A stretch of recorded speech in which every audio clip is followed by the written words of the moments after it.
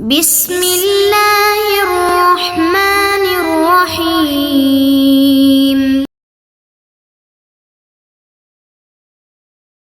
بسم اللہ الرحمن الرحیم والصلاة والسلام علی اشرف الانبیاء والمرسلین، اما بعد۔ معزز سامعین، کتاب الصلح کے اندر ہم ان امور کو پڑھ رہے تھے جن کے اندر صلح جائز ہوتی ہے اور جن میں صلح جائز نہیں ہوتی۔ اسی تسلسل کو باقی رکھتے ہوئے آج کا ہمارا یہ سبق ہوگا۔ پہلے عبارت پڑھ لیتے ہیں، پھر اس کے بعد ایک کے بعد دیگرے تمام مسائل کو سمجھتے ہیں۔ فرماتے ہیں ولا عن دعو الحد لأنه حق الله تعالى ولا إذا قتل مأذون آخر عمدا وصالح عن نفسه لأن رقبته ليست من تجارته فلا يجوز له التصرف فيها، وصح صلحه عن نفس عبد له قتل رجلا عمدا لأن عبده من كسبه فيصح تصرفه فيه واستخلاصه، والصلح عن مغصوب تلف بأكثر من قيمة أو عرض، هذا عند أبي حنيفة رحمه الله، وعندهما لا يصح بأكثر من القيمة إلا أن يكون زيادة يتغابن الناس فيها لأن حقه في القيمة فالزائد ربا، وله إن حقه في الهالك باق فاعتياضه بأكثر لا يكون ربا فإن الزائد على المالية في مقابلة الصورة، وفي موسر اعتق نصفا له وصالح عن باقيه بأكثر من نصف قيمته بطل الفضل، هذا بالاتفاق، أما عندهما فظاهر، وأما عنده فلأن القيمة منصوص عليها هاهنا فلا تجوز الزيادة عليها وثمة غير منصوص عليها، ولو صالح بعرض صح وإن كان قيمته أكثر من قيمة نصف العبد، وبدل صلح عن دم عمد أو على بعض دين يدعيه يلزم الموكل لا وكيله، لأن الصلح في هاتين الصورتين ليس بمنزلة البيع، أما في الأول فظاهر، وأما في الثاني فلأنه أخذ البعض وحط الباقي، فيرجع الحقوق إلى الموكل إلا أن يضمنه أي الوكيل، فحينئذ يكون البدل عليه لأجل الكفالة، وفيما هو كبيع لزم وكيله، أي فيما يكون الصلح عن مال على مال من غير جنس المصالح عنه ويكون مع الإقرار۔ یہ ہے آج کے ہمارے سبق کی عبارت۔ اس عبارت کے اندر جو پہلا مسئلہ ہے اس کا عنوان یہ ہے کہ اللہ تعالیٰ کے حقوق پر صلح نہیں کی جا سکتی۔ اس کی مثال یہ ہے کہ ایک شخص کی اہلیت سے کسی نے زنا کیا، اب چونکہ اس کی حرمت پامال ہوئی ہے، اس کا حق ضائع ہوا ہے، تو یہ سوچتے ہوئے کہ میرا حق ضائع ہوا، میری حرمت پامال ہوئی، یہ اس شخص کے ساتھ صلح کرتا ہے، یعنی زانی کے ساتھ صلح کرتا ہے اور اس سے مال لیتا ہے، تو یہ درست نہیں ہے، اس لیے کہ زنا کے ثابت ہونے کے بعد حد کا جاری ہونا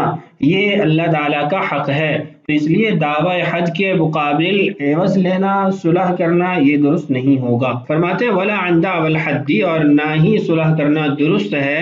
دعوی حد کے مقابل، لأنہ حق اللہ تعالیٰ، اس لیے کہ یہ اللہ تعالیٰ کا حق ہے، تو جیسے غیر کے حق پر کوئی اور شخص صلح نہیں کر سکتا، ایسے ہی اللہ تعالیٰ کے حق پر بھی صلح نہیں کی جا سکتی۔ اس کے بعد دوسرا جو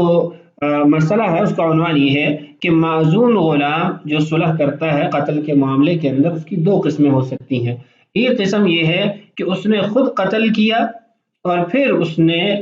مال پر صلح کر لی، مثال کے طور پہ زید معزول غلام ہے، اس کو تجارت کی اجازت دی گئی تو اس نے کسی کو قتل کر دیا، اب قصاصاً اس کو قتل کیا جانا تھا، تو اس نے قصاصاً قتل کیے جانے سے بچنے کے لیے اس کے ساتھ ایک دکان پر یا 1 لاکھ پر یا کوئی بھی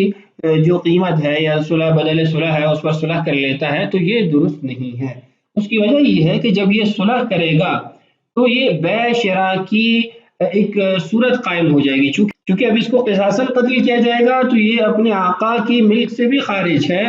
اپنی ملک سے تو پہلے سے ہی وہ خارج ہے، تو اب اگر یہ پیسے دے کر اپنی ذات چھڑاتا ہے تو وہ اپنی ذات خریدتا ہے، تو اس کو اپنی ذات کے اندر تصرف کا حق نہیں دیا گیا، اس کو مال تجارت میں تصرف کا حق دیا گیا تھا، اس لیے اس کا یہ صلح کرنا درست نہیں ہوگا۔ ہاں البتہ اس نے غلام خریدا اور اس نے کسی کو قتل کر دیا اور پھر اس غلام کو قصاص سے بچانے کے لیے، چھڑانے کے لیے یہ مال پر صلح کرتا ہے تو یہ درست ہوگا، اس لیے کہ جس مال پر صلح کرے گا وہ بھی اس کی تجارت میں سے ہے اور جو غلام ہے وہ بھی اسی کی کمائی ہے، اسی کی تجارت میں سے ہے، تو وہاں پر چونکہ اس کو تصرف تجارت حاصل ہے، تجارت کے معاملات کے اندر تصرف کرنے کا حق حاصل ہے، تو اس لیے درست ہوگا۔ عبارت پڑھتے ہیں، اس کے اندر مزید وضاحت ہو جائے گی۔ پہلی صورت دیکھیے، وَلَا إِذَا قَتَلَ مَأْذُونٌ آخَرَ عَمَدًا، اور نہ صلح کرنا درست ہے اس صورت میں جس صورت میں معذون غلام نے خود کسی اور کو قتل کیا ہو جان بوجھ کر، یعنی اب اس کو قصاصاً قتل کیا جائے گا، تو یہ صلح کرتا ہے۔ وَصَالَحَ عَنْ نَفْسِهِ، یہ اپنی ذات چھڑانے کے لیے صلح کرتا ہے، تو یہ درست نہیں۔ کیوں درست نہیں؟ لِأَنَّ رَقَبَتَهُ لَيْسَتْ مِنْ تِجَارَتِهِ، اس لیے کہ اس کی اپنی ذات مال تجارت اس کا نہیں ہے، تو جب اس کا مال تجارت نہیں ہے فَلَا يَجُوزُ لَهُ التَّصَرُّفُ فِيهَا، تو اس کو تو تصرف صرف تجارت میں دیا گیا، اس لیے اپنی ذات کے اندر تصرف کرنا اس کے لیے جائز نہیں ہوگا۔ خلاصہ یہ ہے کہ غلام معزون ہو یا محجور ہو، دونوں صورتوں کے اندر اگر وہ کسی کو قتل کرتا ہے پھر قصاص سے بچنے کے لیے، اپنے آپ کو چھڑانے کے لیے وہ مال دیتا ہے، تو یہ درست نہیں ہے، اس لیے کہ نہ معزون کو اپنی ذات میں تصرف کا حق حاصل ہے اور نہ ہی محجور کو۔ دوسری اسی کی صورت دیکھیے، وَصَحَّ صُلْحُهُ، اور اس کا صلح کرنا درست ہے، عن نفس عبد لہو قتل رجلا عمدا، ایسے غلام کی ذات کے بدلے میں جس نے جان بوجھ کر قتل کیا ہو کسی شخص کو، لأن عبده من کسبی، اس لیے کہ جس غلام نے قتل کیا وہ اس کی کمائی ہے، فیصح تصرفه فیہ، تو اس کے اندر تصرف کرنا اس کا درست ہوگا، یہاں اس کا تصرف یہ ہوگا کہ اس کو قصاص سے چھڑا لے گا، خلاص، اور ایسے ہی اس کو خلاصی دینا، اس کو چھٹکارا دینا، یہ بھی اس کو حق حاصل ہے۔ یہ تھا دوسرا مسئلہ۔ تیسرا مسئلہ یہ ہے کہ اگر مغصوبہ چیز ہلاک ہو جاتی ہے اور ہلاک ہونے کے بعد اس پر صلح کی جاتی ہے تو اس کا کیا حکم ہوگا؟ اس مسئلے کے اندر تفصیل ہے، یہاں مصنف رحمہ اللہ نے اس کی ایک جزئی ذکر کی ہے، مکمل جو مسئلہ ہے وہ آپ سے عرض کرتا ہوں۔ بات یہ ہے کہ مغصوبہ اشیاء تین قسم کی ہو سکتی ہیں، نقدی یعنی کرنسی، مثلی چیز، یا قیمی چیز یعنی جن اشیاء کا مثل نہیں ہوتا۔ تو پہلی صورت یعنی نقدی ہو، اس کو غصب کیا گیا اور اس کے بعد وہ ہلاک ہو گئی، اب صلح بھی اسی جنس پر ہو رہی ہے۔ مثال کے طور پہ 1,00,000 روپیہ غصب کیا اور اس سے ضائع ہو گیا، استعمال ہو گیا، ہلاک کر دیا، اب جو صلح ہو رہی ہے وہ بھی روپے پر ہی ہو رہی ہے، تو اس صورت کے اندر اضافہ نہیں کیا جا سکتا، جتنا اس کا حق ہے، جتنی اس کی مقدار کرنسی ہے اتنی ہی لے سکتا ہے۔ ہاں البتہ اگر نقدی کی جنس پر صلح نہ ہو بلکہ کسی اور چیز پر صلح کی جا رہی ہے، مثلا وہ دکان دے رہا ہے، گاڑی دے رہا ہے، تو پھر برابری کی وہ قید نہیں ہے، اضافہ کیا جا سکتا ہے۔ دوسری صورت اگر مغصوبہ چیز مثلیات میں سے ہے تو پھر یہ دیکھیں گے کہ یہ مثلی چیز ربویات میں سے ہے یا نہیں ہے۔ اگر تو ربویات میں سے ہے تو پھر سابقہ حکم ہے کہ اضافہ درست نہیں ہے، ہاں اگر جنس تبدیل کر دے تو پھر اضافہ جائز ہوگا۔ اور ایسے ہی اگر مثلیات غیر ربوی ہیں، اس کا شمار ربویات میں نہیں ہوتا، تو نقد دینے پر اضافہ اس میں جائز ہوگا۔ تیسری چیز، مغصوبہ چیز اگر قیمی ہے یعنی وہ ایسی ہے جس کا مثل نہیں ہے، تو اس صورت کے اندر پہلی بات تو یہ ہے کہ اس کا وصف بیان کرنا ضروری ہے تاکہ اس کی قیمت طے ہو سکے، اور پھر صلح بھی نقدی پر ضروری ہے، اس لیے کہ قیمت کا تعین نقدی ہی سے ممکن ہوتا ہے۔ تو اگر صلح نقدی پر ہوئی تو اس میں ائمہ حنفیہ کا اختلاف ہے، امام ابو حنیفہ رحمہ اللہ کے نزدیک اضافہ جائز ہے جبکہ صاحبین کے نزدیک اضافہ جائز نہیں ہے۔ یہ جو تیسری صورت ہے، قیمی اشیاء اگر اس کو ہلاک کر دیا جاتا ہے پھر صلح کی جاتی ہے تو اس صلح میں اضافہ جائز ہوگا یا نہیں ہوگا، اسی کو یہاں مصنف رحمہ اللہ نے ذکر کیا۔ پہلی جو دو صورتیں ہیں یعنی نقدی کرنسی ہو یا مثلیات میں سے کوئی چیز مغصوب ہو، چاہے ربوی یا غیر ربوی، اس کو مصنف رحمہ اللہ نے ذکر نہیں کیا، صرف اس تیسری صورت کو ذکر کیا ہے۔ عبارت پڑھتے ہیں، اس تیسری صورت کو عبارت سے اچھے طریقے سے سمجھتے بھی ہیں اور جو دلائل ہیں اس کو بھی دیکھتے ہیں۔ فرماتے ہیں وَالصُّلْحُ عَنْ مَغْصُوبٍ، اور صلح کرنا ایسی مغصوبہ چیز کے بدلے میں، تلفا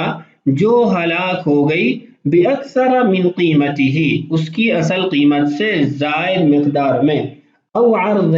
یا پھر سامان کے بدلے میں، یعنی وصح الصلح عن مغصوب تلف بأكثر من قیمته او عرض، کہ اگر قیمی چیز مغصوبہ ہلاک ہو جاتی ہے تو اس کی قیمت سے زائد مقدار پر صلح کرنا یہ جائز ہے، یا اس کی قیمت پر تو صلح نہیں ہوتی، کسی اور سامان پر صلح ہوتی ہے تو اس کے اندر بھی اضافہ کیا جا سکتا ہے۔ ھذا عند ابی حنیفہ رحمہ اللہ، یہ امام ابو حنیفہ رحمہ اللہ کا مذہب ہے۔ وعندہما، صاحبان فرماتے ہیں لا یصح، درست نہ ہوگا صلح کرنا باکثر من القیمت،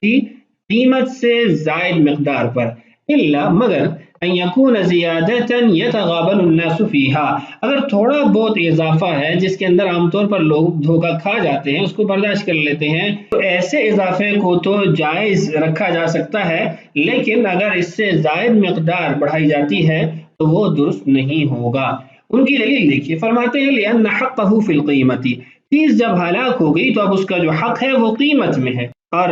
قیمت کے اندر اگر آپ اضافے کی اجازت دیں گے تو جو اضافہ ہے وہ خالی عن العوض ہے، تو خالی عن العوض چیز وہ ربا میں شمار ہوتی ہے، فالزائد ربا، تو اس لیے قیمت سے زائد جو وہ اضافہ لے گا کیونکہ اس کا کوئی عوض نہیں ہے، بدل نہیں ہے، تو یہ ربا میں داخل ہو جائے گا۔ امام ابو حنیفہ رحمہ اللہ کی دلیل دیکھیے، فرماتے ہیں وَلَهُ إِنَّ حَقَّهُ فِي الْهَالِكِ بَاقٍ، یہ مغصوبہ چیز جو ہلاک ہو چکی ہے اسی کے اندر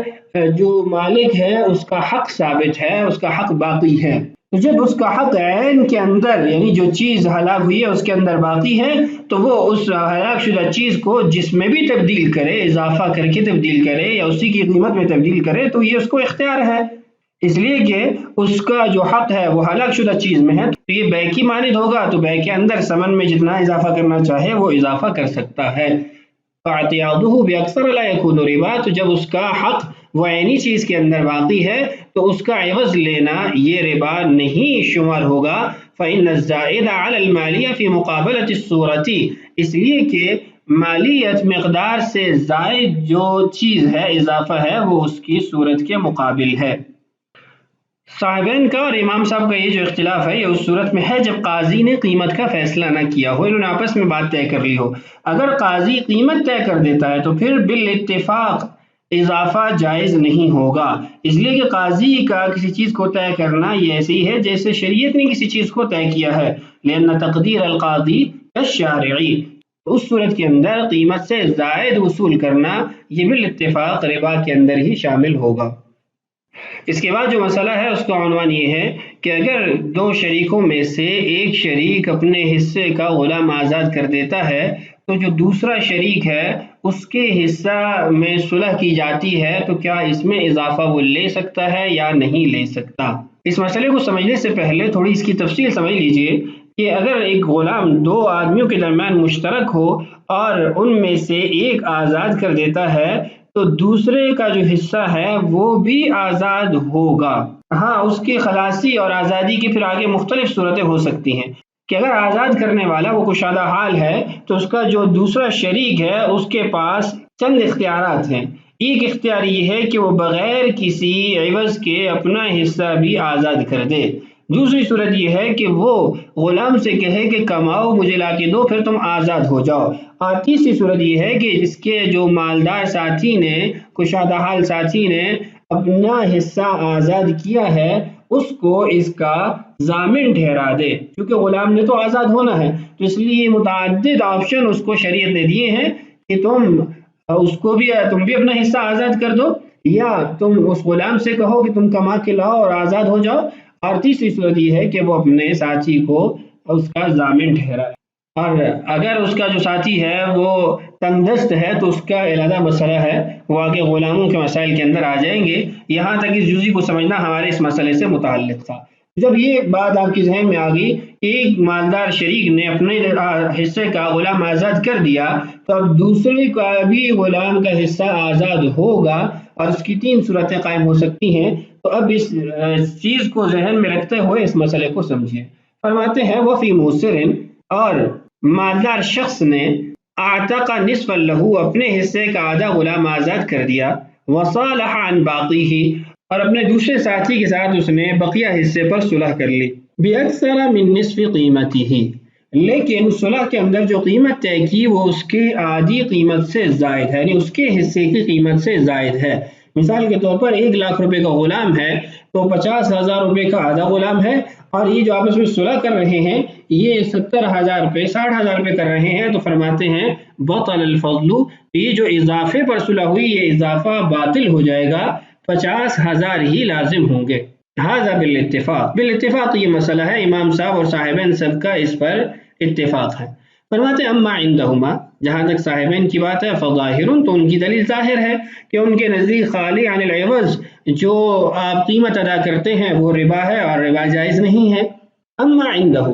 البتہ امام صاحب کی دلیل یہ ہے فلأن القیمت منصوص علیہا ہا ہنا، کہ اس مسئلے کے اندر قیمت منصوص علیہ ہے، اس کے بارے میں نص وارد ہوا ہے کہ رسول اللہ صلی اللہ علیہ وسلم نے ارشاد فرمایا من اعتق شخصا من عبد مشترک بینہ وبین شریکہ قوم علیہ نصیب شریکہ، کہ جس شخص نے اپنے اور اپنے شریک کے درمیان جو مشترک غلام تھا اس میں سے اپنے حصے کا غلام آزاد کر دیا تو اس پر اپنے شریک کے غلام کی قیمت لازم ہو جائے گی۔ تو جو کہ شریعت نے اسی حصہ کو مخصوص کیا ہے کہ اسی کی قیمت لازم ہوگی، تو یہ منصوص علیہ ہے، اس کے اندر اضافہ پھر درست نہیں ہوگا۔ یعنی آپ یوں نہیں کہہ سکتے کہ امام صاحب کے نزدیک اس مسئلے میں بھی جو عین ہے اس کے اندر حق ثابت ہے تو اس کے مقابلے میں وہ جتنی بھی قیمت لینا چاہے وہ جائز ہوگا، جیسے سابقہ مسئلے میں، اس لیے کہ پیچھے بھی ہم نے کہا تھا کہ اگر قاضی وہ قیمت طے کر دیتا ہے تو پھر امام صاحب کے نزدیک بھی اس کے اندر اضافہ نہیں کیا جا سکتا۔ تو یہاں پر تو رسول اللہ صلی اللہ علیہ وسلم نے خود اس بات کو ارشاد فرمایا کہ اسی کے حصے کی قیمت طے کی جائے گی، اسی کے حصے کی قیمت ادا کی جائے گی۔ تو جب شریعت کی طرف سے خود نص موجود ہے تو پھر اضافے کو ربا کے اندر ہی شمار کیا جائے گا۔ فلا تجوز الزیادۃ علیہا، تو اس صورت کے اندر اضافہ جائز نہیں ہوگا اس پر۔ وثمۃ غیر منصوص علیہا، جو غصب کا مسئلہ پہلے ہم نے پڑھا ہے، وہاں چونکہ منصوص علیہ وہ مسئلہ نہیں ہے، اس کے اندر کوئی نص نہیں ہے جو ہم کہہ سکیں کہ یہاں پر قیمت ہی لازم ہے، قیمت میں ہی حق ثابت ہو رہا ہے۔ وَلَهُ الصَّالَحَ، اور اگر صلح ہوتی ہے بعرض صح، نقدی کے علاوہ ہے، سامان ہے، صح تو پھر اضافہ جائز ہے۔ وَإِنْ كَانَ قِيمَتُهُ أَكْثَرَ مِنْ قِيمَةِ نِصْفِ الْعَبْدِ، اگرچہ اس سامان کی قیمت آدھے غلام کی قیمت سے زائد ہی کیوں نہ ہو، اس لیے کہ یہاں پر جنس تبدیل ہو چکی ہے اور خلاف جنس کی صورت کے اندر ربا لازم نہیں آتا۔ تو بہرحال یہ تھا آج کا ہمارا سبق، کچھ اور عبارت بھی ہم نے پڑھی تھی، انشاءاللہ اس کو اگلی ویڈیو کے اندر سمجھتے ہیں۔ اللہ تعالیٰ سے دعا ہے اللہ تعالیٰ ہمارے لیے اسباق کی تکمیل آسان فرمائے، اللہ تعالیٰ ہم سب کا حامی و ناصر ہو۔ السلام علیکم ورحمۃ اللہ وبرکاتہ۔